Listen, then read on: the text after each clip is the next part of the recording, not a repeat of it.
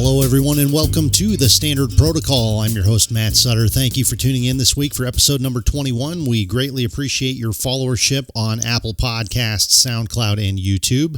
As always, the Standard Protocol podcast email inbox, standardprotocolpodcast@gmail.com, standardprotocolpodcast@gmail.com.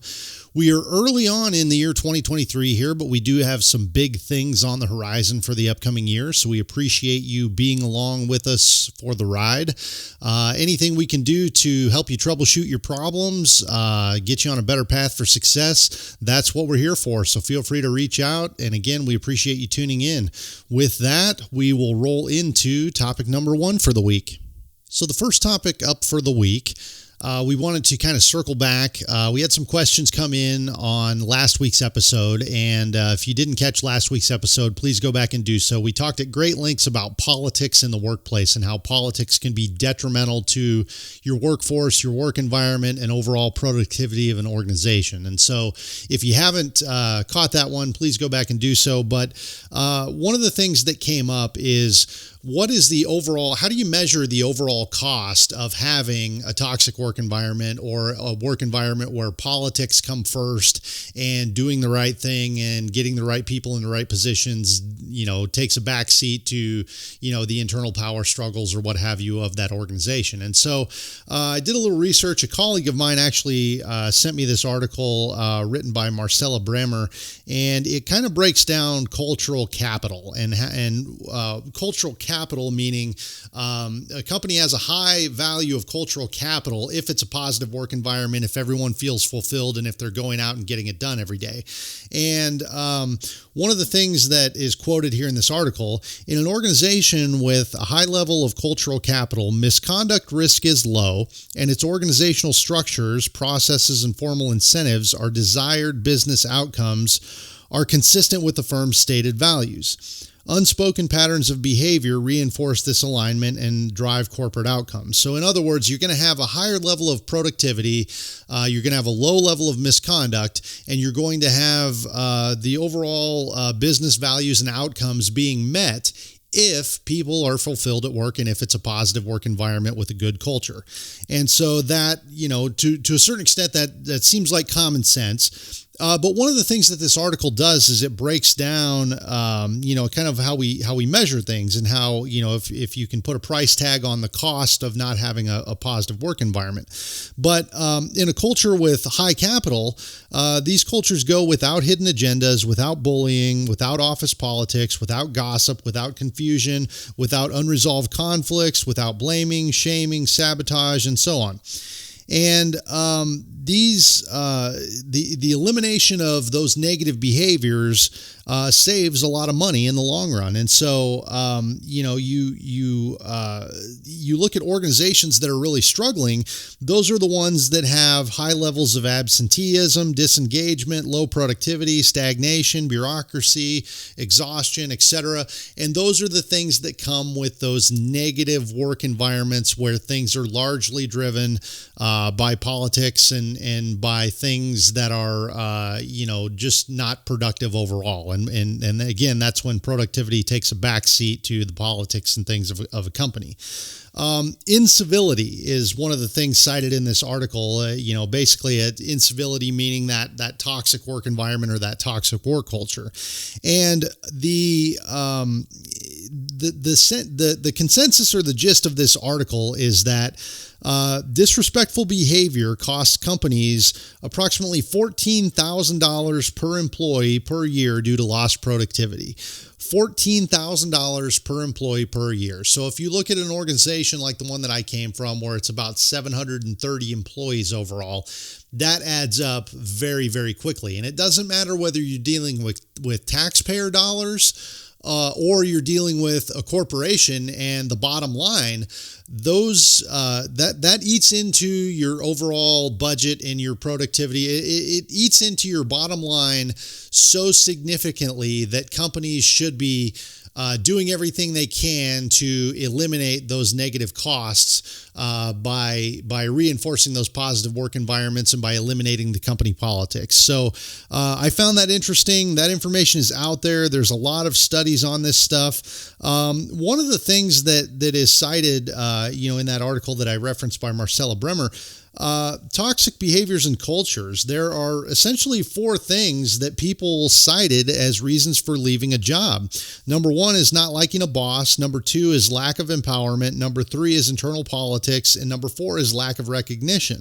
And all of those can be alleviated or I guess shored up a little bit by positive leadership at the top and funneling that positive leadership down. And again, that goes back to putting the right people in the right places to make sure your personnel are successful. So, if you find yourself in that management position or that leadership role and it's your job to promote middle management, you have got to make sure you're putting the right people in the right places that are recognizing their employees. They're not giving in to the internal politics. They're empowering employees, and just make sure that they're likable people that people will respect and want to follow at the end of the day. So that really, again, it seems like common sense, but obviously the statistics show that a vast number of companies out there and even government organizations are not really adhering to these simple common sense rules, in my opinion.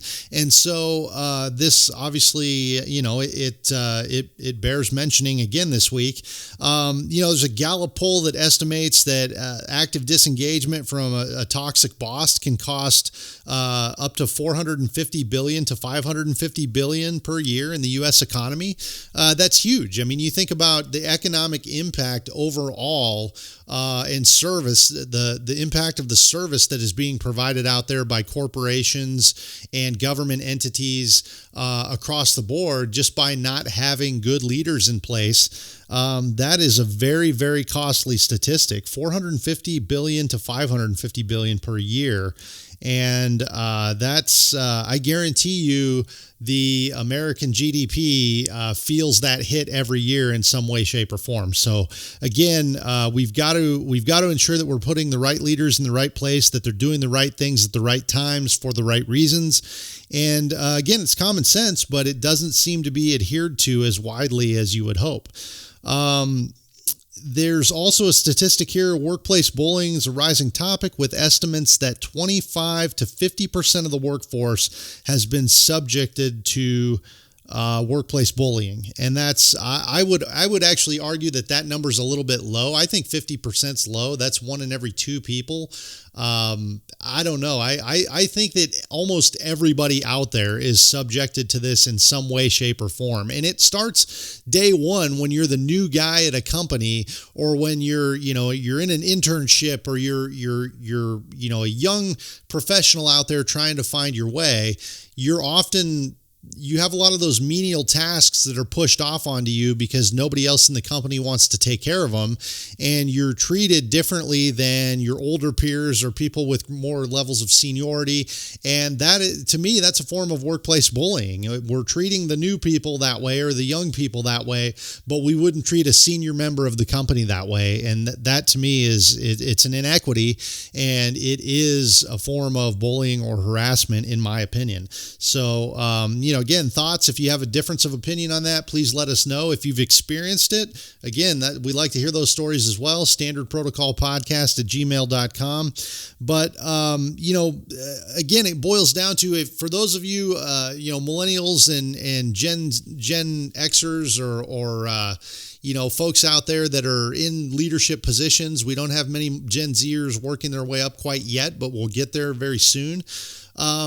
If you find yourself in those leadership roles, you have to invest in your people. You have to invest in being engaged and creating a culture where people are appreciated, respected, and where they feel valued every day. And it boils down to, if you complained about it when you were on the front lines, when you start moving up into those leadership roles where you have the ability to change, don't sit back and watch the next generation of people through the door go through the same things that you did. Be the one that affects the change, that makes it easier.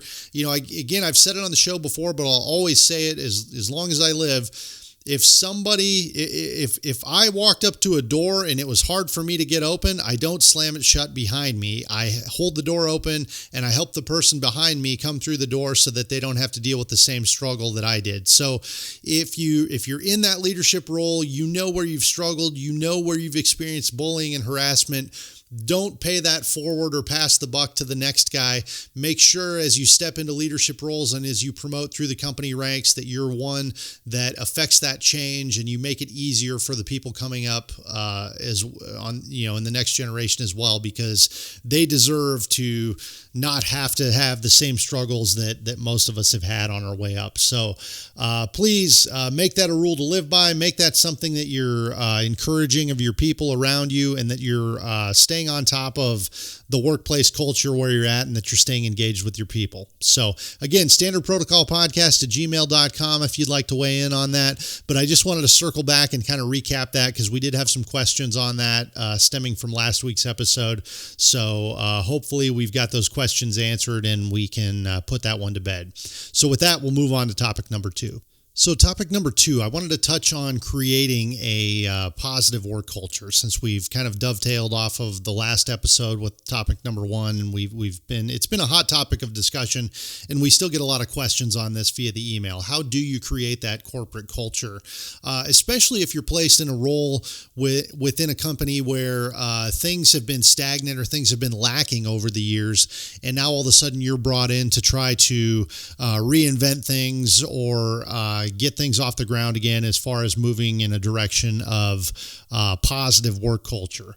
One of the things, there are third-party companies out there that you can utilize to come in and do a corporate culture study, and there are several out there nationally. One that I've done a little bit of research on here recently is the Louth Investigation Team. They're based out of Indianapolis. And if you haven't been to their website, louthinvestigations.com, I would encourage you to get on there and take a look at some of the things that they do. And it really is a pretty stand-up operation, based on the research that I've done. But some of the things that you can get from them off their website is just kind of a breakdown of corporate culture. And corporate culture is defined by the Louth Investigation Team as the manifestation of a relationship between leadership and their employees. And, it concerns how policies and communication from the top of a corporation can directly influence the level of employee engagement and satisfaction. And that goes through all levels of the organization. So really, if your leadership at the top is not communicating things well, they're not engaged, they're not funneling things down, that obviously leads to a lack of engagement amongst the frontline workers and middle management. It also, it leaves things up in the air, and that's when you start to get that environment where goals and objectives aren't being met, and the overall mission statement of the company is not being adhered to, and you also end up with some misconduct in there from time to time. It's rare, but it does happen. So those are things that we've got to take into consideration when we're evaluating our culture in an organization.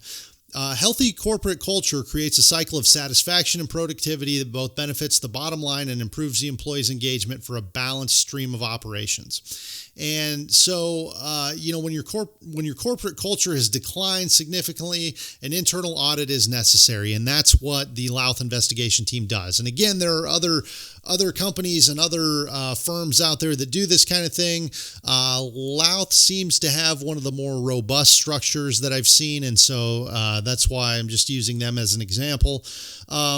But again, they will come in and do a corporate culture audit and, identify risks within the company and the structure that threaten your prosperity. And these are things that you can probably do internally, but sometimes it takes a fresh set of eyes on things. And that's when you call in one of these firms that does this for a living, and they come in and they evaluate your corporate policies, how you're doing things, communication from upper management down to the rank and file.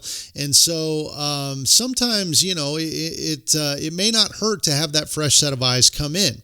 But internally, it's always good to kind of know where you stand before you bring in one of these third-party audits. And, in my experiences, a lot of times the third-party audits are good for confirming things that we already knew or that we already suspected are going on. And they do have very good input as far as how to shore things up a little bit, or how to just improve upon your current processes that you have.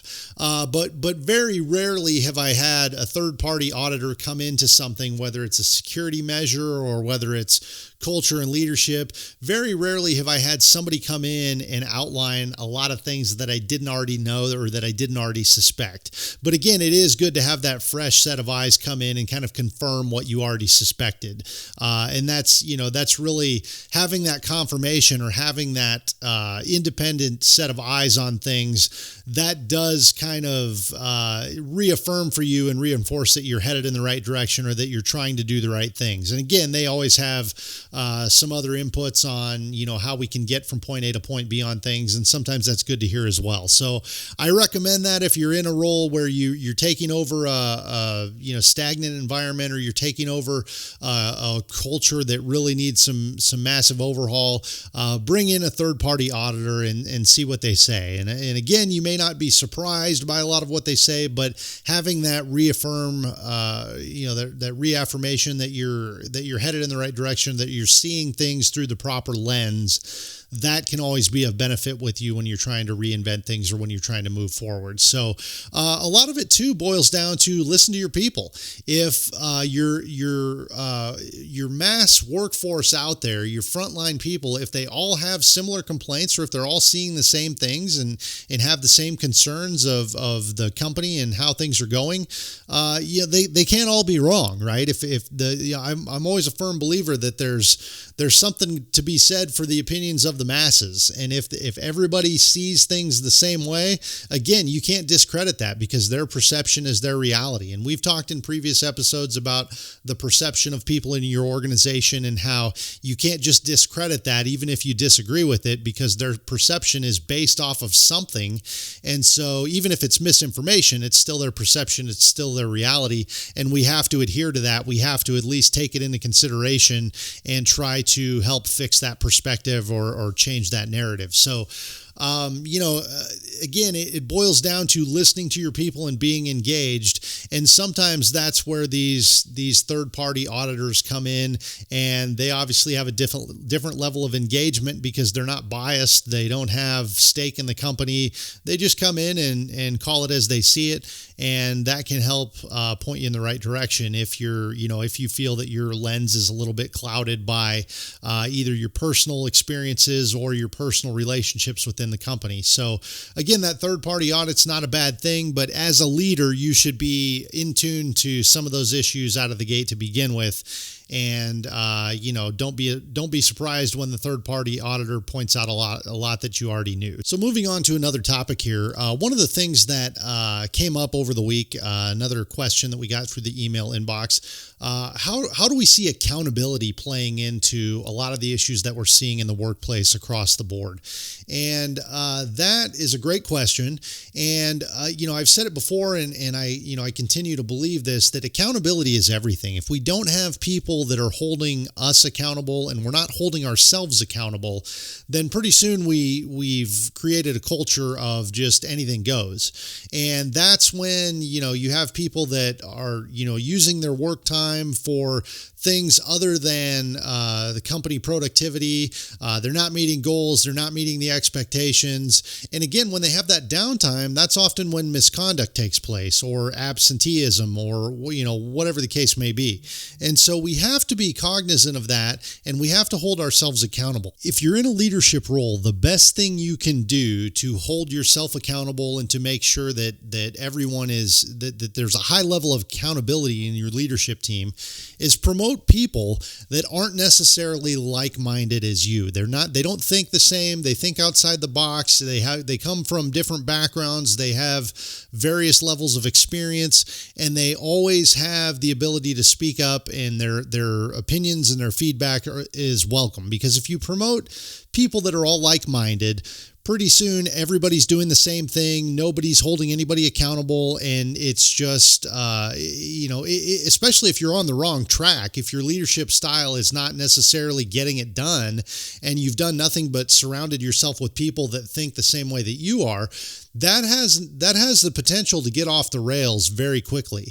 But if you have people around you that have different experience levels, have different backgrounds, and can tell you when you're about to head off the rails, that's what's going to make you a more well-rounded leadership tree, and that's what's going to hold you accountable, and you're going to be able to hold them accountable because everybody is leaning on each other to a certain extent to get things done, as opposed to just one direction, one thought process, one mentality, and that's the direction we're all headed. Because if you're headed in the wrong direction, you're really in trouble because you don't have anybody there to tell you to stop.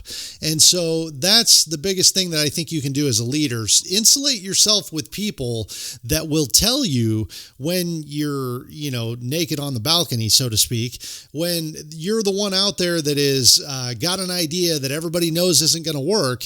If everybody around you is like-minded, they're going to go along with you. But if everybody has different levels of opinion, they've seen things fail before, and they come in and they speak freely, and they're welcome to speak freely, they're going to alleviate you from going down a lot of roads that you don't necessarily want to go down. So that was a question that we had, again, through the email inbox, accountability and how do we hold ourselves accountable? And again, promoting a lot of people and surrounding yourself with a team that is very like-minded as you are, that's not the way to hold yourself accountable. The way to hold yourself accountable is to surround yourself with differing opinions and people that can come together and discuss things civilly and get things done and come to a resolution that's going to work well for everybody, as opposed to a one-track minded leadership tree where everything is going in one direction and we don't have a very broad view of how that direction is going to affect the overall organization, because we don't have variances of opinion and variances of leadership experience and expertise. So again, it's incumbent upon you as a leader to make sure you have diversity at the table when you're making decisions, that you take everything into consideration, and that you're not just surrounding yourself with yes men or, persons of like-minded thought processes. And again, that's what having a well-rounded leadership tree does for you. It enables accountability, it enables broader view, and it just enables more success for the frontline workers.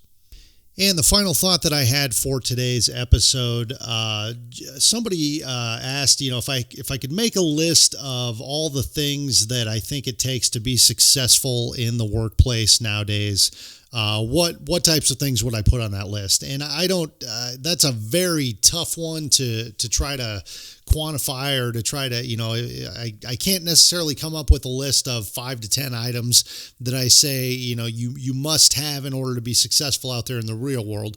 But after thinking about it for a few days here now, I do have a few bullet point items that I would throw out there for you to take with you and try to live by these if you're trying to get ahead in the workplace. Number one, just operate with integrity. Be the type of person that is trustworthy, that people want to go to when they have a problem and they know you'll steer them in the right direction. And again, that comes down to just doing the right thing on a daily basis and using that as your measuring stick. What is the right thing to do right now?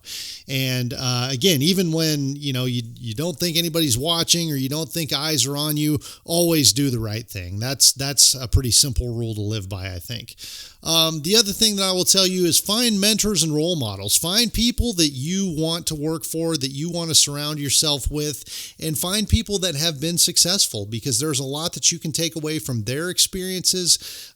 There's a lot that you can learn from the hard work that other people do, and how if you can instill some of those traits in yourself, that will make you successful in the long run. So there's a lot that you can take away from your mentors and role models out there, and people that you align yourself with.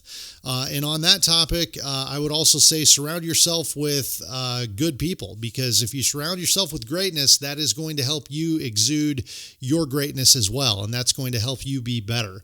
And so, try to cut out the negativity. Don't allow, if you have bad apples around you, don't allow those people in. Don't allow their thoughts and their things and the things that they do to try to cut you down.